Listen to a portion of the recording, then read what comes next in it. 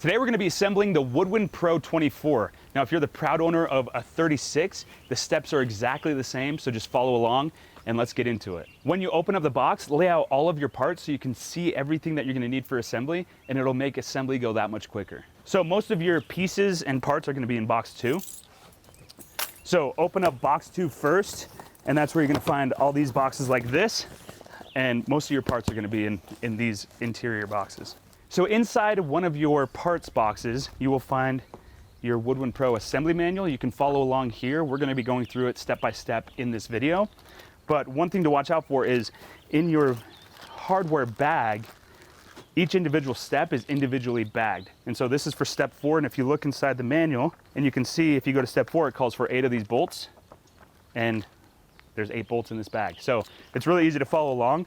And one thing you could do is lay these out in numerical order, and then it's really easy to grab those parts as you need them throughout the assembly process. So to make the assembly process go smoother, we have designed the packaging to be a spot for you to assemble your grill. So cut all the tape on this box and it just opens up, and then we're actually going to assemble the grill right here on this cardboard piece. First part of the assembly process is going to be assembling the legs. So in order to do that, we're going to tip the grill back on the cardboard. We'll assemble the legs, then lift it up and do the rest of the assembly. Now, if you ordered the 36, it's really nice to have a friend help you out because the 36 can be a little heavy, especially when you're lifting it back up. So what you're gonna do is keep some of this cardboard right here on the back, and you can just roll this back that way. We now have access to the bottom of the grill and we can assemble the legs. The way that these legs go on the grill is they just slide right on top, and then there's 4 holes for the bolts on the sides. So I like to get a few finger tight just to hold the leg in place. Okay, we're gonna install these bolts here and we're gonna tighten them up, but we're not gonna go super tight at this point of the assembly process. You're gonna want a little bit of movement in this leg when we assemble the brace and the bottom shelf. So remember this cardboard that we put here and rolled the grill back onto? The reason you're gonna want that is because when you're assembling these back legs, it gives you the height to install the bottom legs without having to tip the grill back even more.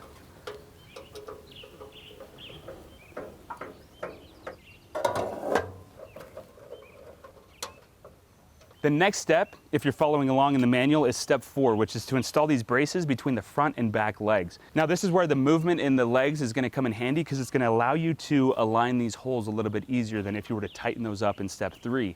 And as you're installing this, you're going to want to make sure that these holes are facing inward because that's where the bottom shelf is going to go in step 6.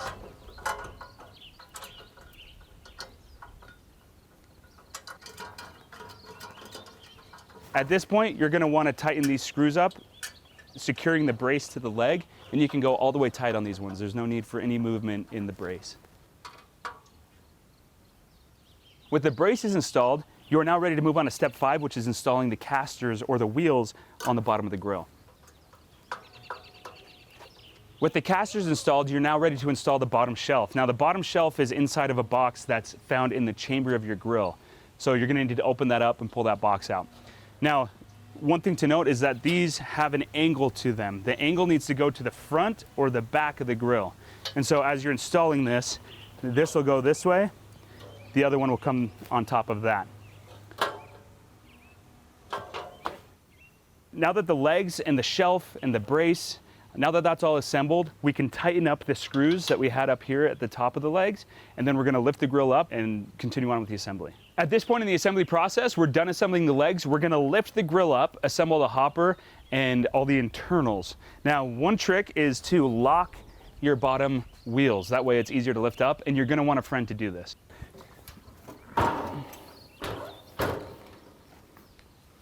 The next step is to install the ash cleanout mechanism. Now in order to do that, we need to pull out the smoke box assembly so that we can have access to the bottom of the chamber. And so the way you do that is you're gonna pull the smoke box out, and then you're gonna pull this out.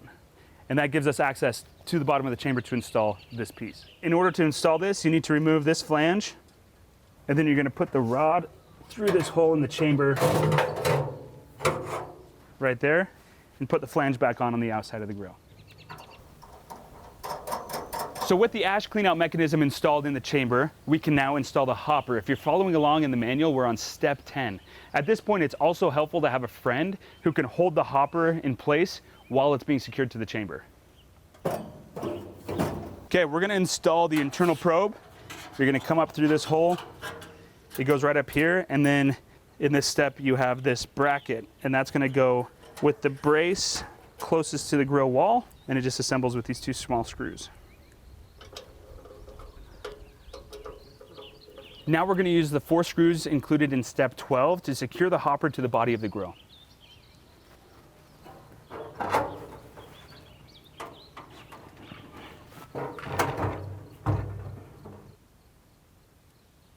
The next step is to install the 2 screws that secure the auger assembly to the bottom of the chamber. Step 13 if you're following along in the manual. So you're gonna wanna tighten these screws, but don't go too tight because you don't wanna pinch this assembly right here, preventing it from sliding in and out. The next step is to install this plate over the hole where the wire is coming in for the internal probe. Now, as you do this, make sure you don't pinch the wire. You're gonna wanna be able to slide it in and out a little bit. It helps to install one side first, and then you can align the wires and secure the other side. Next, we can reinstall the heat deflector, then the grease tray, followed by the lower grates. And now we're ready to install the upper grates. In order to install the upper grates, we are going to put them here with the smaller slot on top. The screw will come in from the outside, secured with a nut.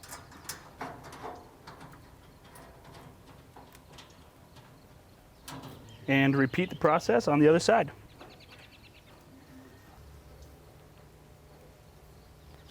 With the side rails installed, you can now insert the upper grill grates. And as a note, this right here is going to be the bottom. So you're going to want the piece that goes all the way to the edge to be the top.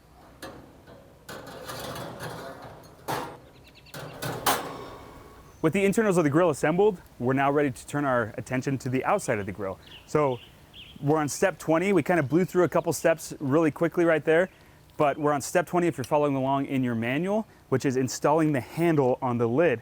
Now there's 2 wing nuts here. You're going to want to remove those wing nuts, but you're going to keep those screws in place. We're going to use those to attach the handle to it. Don't forget about the step 20 bag. It's got 2 bezels in it where the handle is going to nest against the grill. Now, one pro tip is to install these one at a time because these screws, these wing nuts are also holding this piece in on the bottom of the lid. So doing it one at a time keeps it secure while you're installing the handle.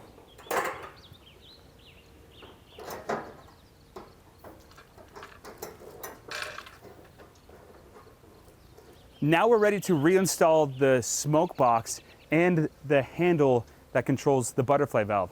Now, in the manual, you're gonna see that this step is 21 and then the handle is 22. Before you install this, make sure that your butterfly valve is in the right position, which is flat and flush with the heat diffuser.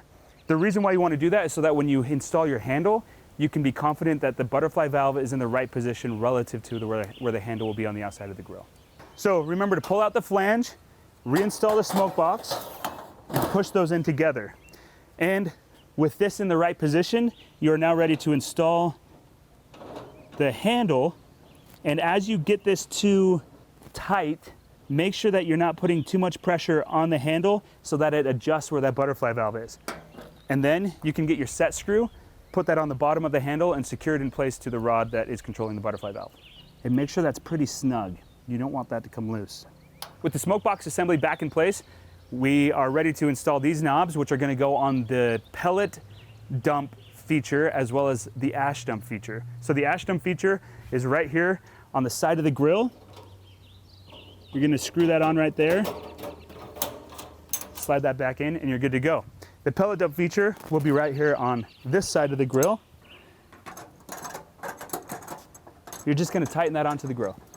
We're on step 24, which is assembling the side shelf. Now, if you purchased the sidekick when you bought your grill, you're going to install your sidekick in place of this side shelf. So don't install this, otherwise you're gonna have to take it off in order to put your sidekick on. Now, one easy way to do this is to make sure that you assemble this first screw first, and that'll just make it so much easier to level out the side shelf and line up the holes properly. After the middle one's installed, you can move to the other screws. The last two steps. The grill is all assembled. Now we're just installing the grease cup and the ash cup. The grease cup goes over here on the right side of the grill, right there on the grease spout. The ash cup goes underneath the grill, just like that. Your Woodwind Pro is fully assembled and you're ready to start cooking. For ideas of what to cook, check out our YouTube channel.